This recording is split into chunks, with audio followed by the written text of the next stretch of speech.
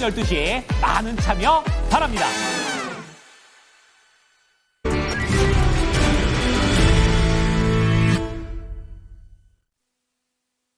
매주 월요일 3포인트는 이분과 함께합니다. 토마토 투자클럽의 김근우 전문가입니다. 안녕하세요.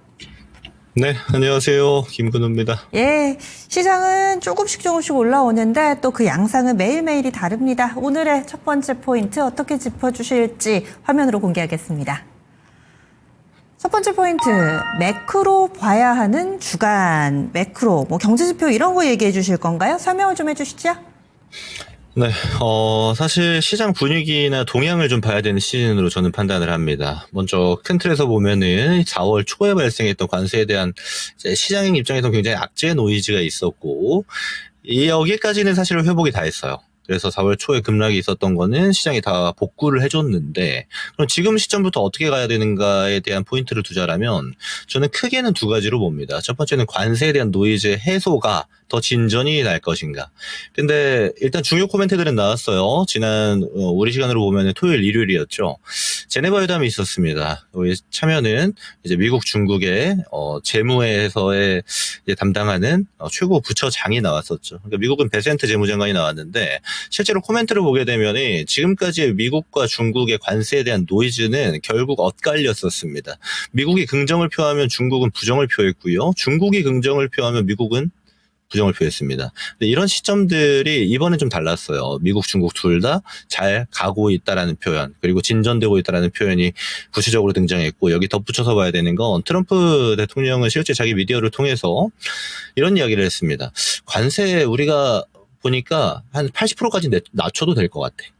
또 추가로 더 변할 수도 있어. 이런 얘기도 했거든요. 결국 궁극적으로 보게 되면 지금 140%가 넘는 관세를 적용받고 있는 중국에 대해서 좀 더 완화하겠다라는 여러 가지 이야기들을 등장시킨 거고, 이거는 우리 입장에서는 사실 긍정적이죠. 그렇다 보니까 이 얘기가 끝나고 나서 아시아 증시가 먼저 개장하잖아요. 오늘 우리 시세 출발할 때 나스닥 선물 보면은 막 1.7%씩 상승하고 출발했습니다. 그런 지점들이 시장은 굉장히 민감하게 작용하는 첫 번째 포인트가 되는 거고, 두 번째는 이제 금리 인하에 대한 이야기입니다.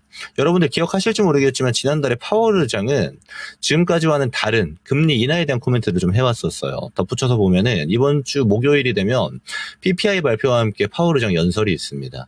그리고 실제로 눈에 띄는 데이터의 변화폭이 발생하면 금리 인하도 가능하다라는 이야기를 해왔던 지금의 스탠스이기 때문에 여기서 변화점이 있을 것인가에 대한 여부가 상당히 중요하고, 실제로 시카고 상품거래소 기준으로 보게 되면은 올해 4회 이상의 금리 인하를 좀 기대하고 있기도 합니다. 이런 측면들을 보면은 시장은 이미 금리 인하로의 초점을 많이 잡아둔 상태이기도 하고 예상치 또한 그렇게 잡히고 있다는 얘기가 되는 거예요.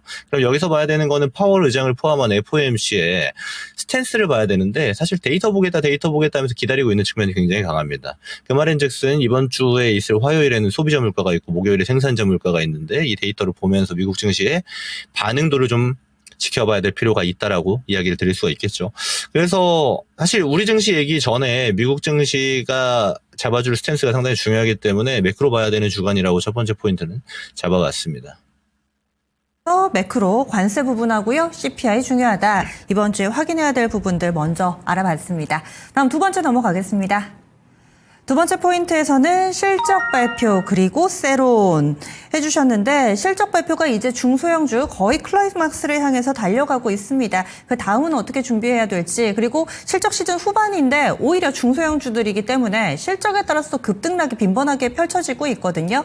어떻게 대응을 해야 될까요? 네, 사실 중소형주까지 제가 이 시간에 다 얘기하기는 좀 어려울 것 같아서 큰 틀에서만 좀 말씀을 드리자면, 제가 이제 지난주에는 우리 이제 이 3포인트 방송을 못했죠. 쉬는 날이어가지고.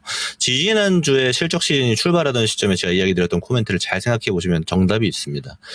실적 시즌 이후 후반부에 세론 가능성이 높기 때문에 이 점 꼭 염두에 두셔야 된다. 왜냐면요, 제가 당시에 관심 있게 이번 실적 시즌에 제일 관심 있게 봐야 되는 업종으로 꼽았던 게 피부 미용 그리고 화장품이었습니다. 그래서 이쪽 보게 되면은 오늘자로 해서 결과치가 거의 다 나왔어요. 클래식스 같은 경우 실적 발표 끝나고 나서 지금 거의 10% 하락하고 있는데, 이런 형식입니다. 이거는 근데 사실 비판할 수 있어요. 예를 들어서 아니 미국 시장은 실적 좋으면 계속 올라가는데 왜 우리는 실적 나오면 세로는 나오냐.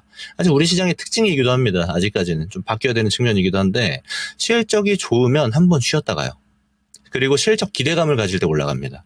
그래서 제가 세론이라는 코멘트를 드렸고 클래시스를 포함해서 지금 보면은 뭐 실리콘2라든지 VT 같이 미국형 화장품 종목들도 세론이 같이 나오는데 저는 개인적으로 이쪽은 끝났다라는 판단이 들진 않아요. 예를 들어 어떻게 보셔야 되냐면 얘네들이 이번 쉬는 구간 동안에 가격 조정 폭을 보고 가격 메리트 주면 저는 담아야 된다라고 개인적으로 판단을 합니다. 특히나 지금 실적이 좋고 앞으로도 좋을 게 그대로 예상되는 미국향 화장품들 그리고 여기다 피부 미용으로 모자라면은 APR이나 추가로 보면 파마리서치 같은 종목들도 같이 볼 수가 있겠죠. 근데 파마리서치는 좀 논외로 놓겠습니다. 워낙 혼자 좀 독보적으로 강하기 때문에 별개로 두셔도 되고 여기에 덧붙여서 보면요.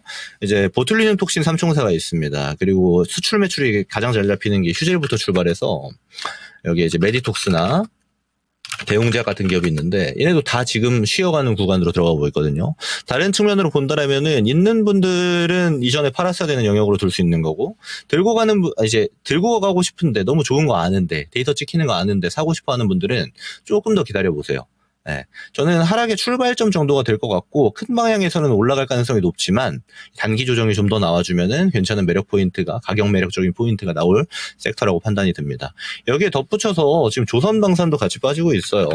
HD 현대중공업 오늘 오후부터 해서 더 빠지던데 이쪽은 좀 덜 빠지고 HD 한국조선해양 같은 기업들도 내려가고 있습니다. 그리고 가장 많이 빠지는 게 조선 말고 방산 중에 현대로템이 많이 빠지고 있는데 저는 이쪽은 아주 사실 뭐 들고 가시는 분들한테는 뭐 기분 좋은 얘기는 아니지만 당연히 빠져야 된다라고 봐요. 왜냐하면 랠리가 너무 자기들끼리만 오랫동안 랠리를 했어요. 그렇다 보니까 유동성이 한정되어 있는 우리 시장 입장에서는 지금 조선방산주 말고 다른 섹터들이 전반적으로 소외되는 구조를 만들어버렸습니다. 그래서 이쪽에서 돈이 좀 빠져나가야 될 필요가 있고 전 적절한 조정이 적절한 시기에 잘 나왔다라고 판단이 듭니다.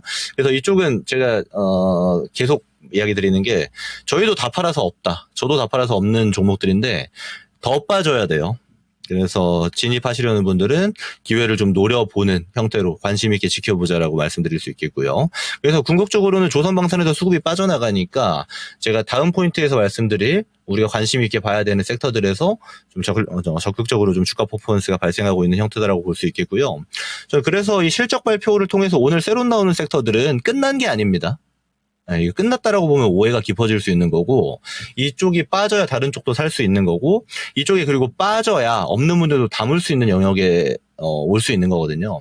그래서 너무 비싸져 있었기 때문에 빠지는 거기 때문에 크게 염려할 정도 아니다라고 보시고 없는 분들은 좀 더 빠져라라고 기도하는 게 좀 필요하기도 하겠죠. 그래서 저는 시장이 좀 정상화되는 과정으로 일단 판단을 하고 있습니다. 그리고 실적 발표 이후에 실적이 좋았던 애들이 새로 나오는 것도 좀 전형적인 현상이기도 하고요. 그래서 아마 저는 이제 다음 주 정도부터 시장이 좀 바뀔 것으로 판단을 하고 있어요. 빠르면 다음 주, 조금 시간이 걸리면 5월 말 정도부터 지금까지 보였던 이제 조선 방산 그리고 산업재 쪽에서만 발생했던 랠리보다는 좀 유동성이 도는 순환적인 작업이 이루어지지 않을까라는 판단이 들고 있기 때문에 이런 지점을 참고해서 대응하면 되지 않을까라고 이야기 드려보도록 하겠습니다. 이런 코멘트가 사실 자주 나오지는 않았거든요. 그래서 한번 시장의 흐름을 딱 타면은 조선방산 앞서서도 수익을 꾸준히 좀 이끌어가 주셨고 여기에서는 사실 이쪽이 오히려 조정을 받아야 돼서 다음번 타자 시장의 색깔이 좀 바뀔 것을 예고를 해주셨는데 그러면 지금부터가 시청자분들이 조금 더 귀를 기울이셔야 될 만한 포인트가 아닐까 싶습니다. 마지막 포인트. 그렇다면 뭘 봐야 될 것인가? 3포인트 마지막 열어보겠습니다. 지속 관심 업종을 몇 가지를 준비를 해주셨는데요. 그러면 첫 번째로 지속적으로 관심을 가질 섹터 어딘가요?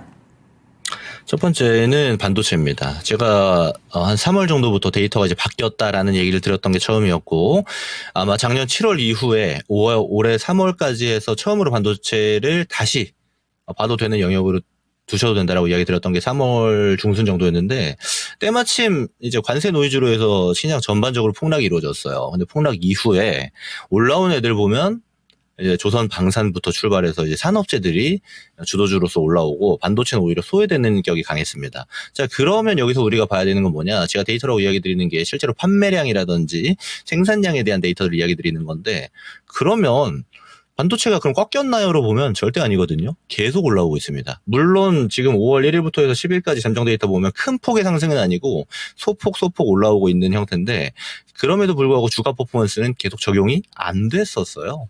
오늘자로 보게 되면 삼성하이닉스가 좀 돌려세웠습니다. 삼성전자가 4% 넘게 상승하는 건 굉장히 오랜만인데 일단 대장 둘이 먼저 방향을 좀 틀었다라고 이야기 드릴 수 있겠고요. 이쪽 방향 틀면은 여전히 이제 압축이 됩니다. 그래서 HBM 단 종목들 보면은 예를 들어 뭐 한미반도체를 포함해서 이수페타 CS나 PSK홀딩스 같은 종목들 오늘 막 올라가죠. 네. 당연하다라고 저는 판단을 하고 있고 HBM은 원래 꺾이지도 않았기 때문에 그리고 추가로 보면은 레거시 단 종목들도 소재, 부품 쪽으로 해서 우선적으로 상승이 이루어지고 있습니다. 저는 사실 그냥 오늘 잠깐 반등하고 끝나나요로 보지 않으셨으면 좋겠어요. 그리고 반도체 같은 경우는 지금 들고 가시는 분들도 꽤나 많으실 텐데 평단이 너무 높게 자리 잡고 있는 형태가 아니면 웬만하면은 그러니까 너무 소형주여가지고 변동폭이 큰 애 아니면 들고 가셔도 되는 영역으로 둬도 될 것 같습니다. 그래서 반도체는 지금 좋은 이야기들이 많이 나오고 있고 또 데이터로 증명하고 있는데 주가는 아직 안 간 거기 때문에 관심 있게 보셔야 되는 영역으로 둬야 되지 않나. 그러니까 다른 말로 하면요.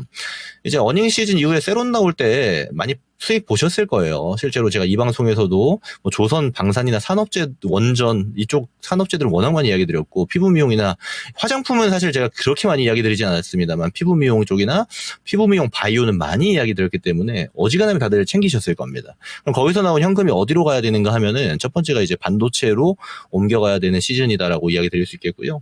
저는 그래서 가격 메리트 굉장히 좋고 앞으로 좀 기대되는 업종이다라고 얘기 드릴 수 있겠고 두 번째는 바이오입니다. 오늘 사실 바이오는 알테오젠 하나만 두고 좀 얘기를 드리자면 장 초반에 엄청 많이 빠졌어요. 근데 그 이후에 사실 많이 말아 올렸습니다. 바이오는 지금 노이즈가 두 개입니다. 첫 번째는 관세에 대한 노이즈죠. 의약품에 대한 관세가 어떻게 적용될지 이번 주에 발표하겠다고 했긴 했습니다만 사실 발표 안 할 수도 있어가지고 5월 중에는 한번 기다려봐야 될 것 같아요. 근데 여러분 아시겠지만 의약품 관세는 이제 기술 플랫폼 기업들은 사실 해당이 없습니다.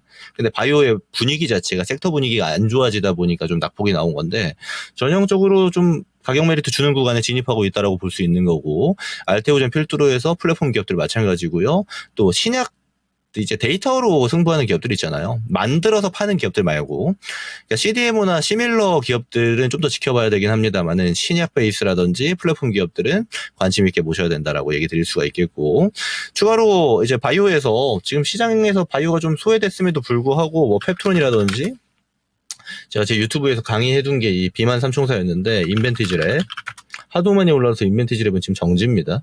그리고 D&D 파마텍 제가 비만은 요 세 개 보시라고 얘기 드렸잖아요. 이쪽 같은 경우는 뭐 아랑곳하지 않습니다. 바이오 노이즈에 별로 상관없다고. 그래서 여전히 좋다라고 얘기 드릴 수 있겠고 두 번째로 포인트 잡아야 되는 거는 지금 약가 인하입니다. 제가 약가 인하는 유튜브 강의에서는 이제 PBM사와의 연결 관계도를 좀 이야기 드렸었는데 실제로 해야 되긴 해요. 트럼프 대통령이 지난 1기 때 2020년도부터 열심히 주구장창 이야기했던 내용이기도 하고 여기서 덧붙여서 보면은 미국의 약가 구조를 좀 봐야 되는데 제 구조 강의까지 하기에는 좀 시간이 좀 부족해서 결국에는 빅파마가 다른 나라 대비해서 5배에서 10배까지 가격을 좀 높게 측정할 수밖에 없는 미국 시장에 대한 문제를 제기하고 있는 거고 여기에 덧붙여서 PBM사가 중간 마진을 갖게 되는 기이한 구조가 있거든요. 그러면 여기서 이 구조를 좀 변화시키고 싶은 트럼프의 이야기들이 등장하는 건데 아마 이것 또한 해소가 되는 측면들이 등장할 겁니다. 그리고 해소가 되는 측면이 등장하면 바이오 섹터 안에서의 저점이 어느 정도는 확보될 수 있다라고도 판단할 수 있는 거예요. 그래서 사실 우리 시장뿐 아니고 미국의 빅파마들도 지금 조정기에 겪고 있는데 저는 없는 분들 담을 만한 적절한 타이밍이다라고 판단을 하고 있습니다. 그래서 대표적으로 바이오 반도체가 저는 지금 소외된 섹터들 중에서는 관심 있게 보고 있는 영역이고 추가로 이제 오늘부터 해서 대선이 본격 출발을 하게 되는데 이 본격 출발에서는 오늘 시장만 봐도 어느 정도 답이 나오죠. 뭐 인물주부터 시작해서 정책주들 제가 이게 나열하기도 너무 많은데 뭐 대표적인 것만 이야기 드리면 AI 인공지능 관련 뭐 BQAI나 크라우드웍스 뭐 폴라리스 AI 이런 종목들이 오늘도 테마 색깔 진하게 올라가고 있습니다. 저는 이 초당적인 정책주들이 정해져 있다라고 봐요. 예를 들면 제가 지지난 시간에도 이야기 드렸지만 뭐 저출산 관련주들이라든지 AI 관련주들 또 에너지 정책들 중에서 A 에너지 정책 또한 뭐 초당적인 정책들이죠. 실제로는 구분 지어지는 게 몇 개 없기 때문에. 그럼 이런 측면들은 보면은 사실 차트상 적절한 조정만 나오면 굉장히 쉬운 수익을 볼 수 있는 영역이기도 합니다. 단기 거래에 있어서. 그래서 사실 트레이딩 저는 자신 없는데요 하시는 분들은 좀 노뇌로 보셔야 되지만, 중단기 거래를 주로 하시는 분들 같은 경우, 모멘텀 플레이 하시는 분들은 계속 찬스가 유지되는 게 정책주의라고 판단하셔도 될 것 같고, 이제 대선이 끝나는 시점까지 아마 유지가 될 겁니다. 그러면 그랬을 때 이쪽에서는 꾸준히 타점 잡을 수 있는 영역으로 두셔도 되겠다라고 얘기 드릴 수 있겠어요. 그래서 지금 시점에서는 아마 시장이 좀 변화를 겪는 초입부기 때문에 한 번에 뭐 A라는 섹터가 끝났고 B가 올라오고 막 이렇게 바뀌지 않습니다. A도 하락하는 와중에서도, 그러니까 피크 찍고 조정받는 와중에서도 등락이 나올 거고, B도 저점에서 올라가는 구조에서도 등락이 나올 거기 때문에 지금은 이 포지션의 밸런스를 잘 신경 써야 되는 시점이 아닐까, 이렇게 의견 정리해 보도록 하겠습니다. 그래서 여러분들이 관심을 가질 만한 섹터, 반도체, 그리고 제약바이오, 여기에 정책주까지. 제약바이오에서는 CDMO나 이쪽 위탁 생산하는 쪽 말고요. 플랫폼이나 신약개발 쪽 이쪽으로 국한해서 얘기를 해주셨으니까 좀 섹터 내에서도 거르셔야 될 것 같습니다. 이렇게 세 가지 포인트를 모두 다 알아봤는데요. 매주 금요일에 또 김근우 전문가 라스트 찬스에서 추천주를 주시는데 요즘 승률이 너무 좋습니다. 종목뿐만 아니라 전체적인 시장을 어떻게 봐야 되는지 그 요령이 좀 궁금하실 것 같은데요. 우리 온라인 공개 방송 하신다고요? 네, 맞습니다. 지금 매주 월수금 김근우의 근본 투자라고 제 유튜브 채널을 진행하고 있고요. 오늘도 4시에 진행할 겁니다. 지금 5월이 많이 지나가진 않았어요. 이제 중순 진입하고 있는데, 이번 달 같은 경우는 저도 이제 수익 실현을 좀 많이 하고 있는 시점이어가지고, 이제 현금을 또 쌓아두고 현금을 투입해야 되는 또 시점이기도 한데, 그러면 어디에 투입돼야 될 것인가? 종목에 대한 이야기를 하는 시간 가져갈 예정이니까, 많은 분들 관심 가져주시면 좋겠습니다. 네, 김근우 전문가 김근우의 근본 투자 유튜브 채널 들어가시면 되겠습니다. 잠시 후부터 유튜브 공개방송 진행하니까요. 많이 참여해 주시고요. 또 매주 금요일에 라스트 찬스의 추천주 실제로 목표가 도달 여러분들이 다 영상으로 확인하실 수 있습니다. 이렇게 5월 달에 수익화를 많이 했는데요. 앞으로가 기대되는 종목까지 알려주신다고 하니까 관심 가져주세요. 전문가님 다음 주에 뵙겠습니다. 네, 고맙습니다. 예, 이렇게 해서 3포인트 김근우 전문가와 함께했습니다.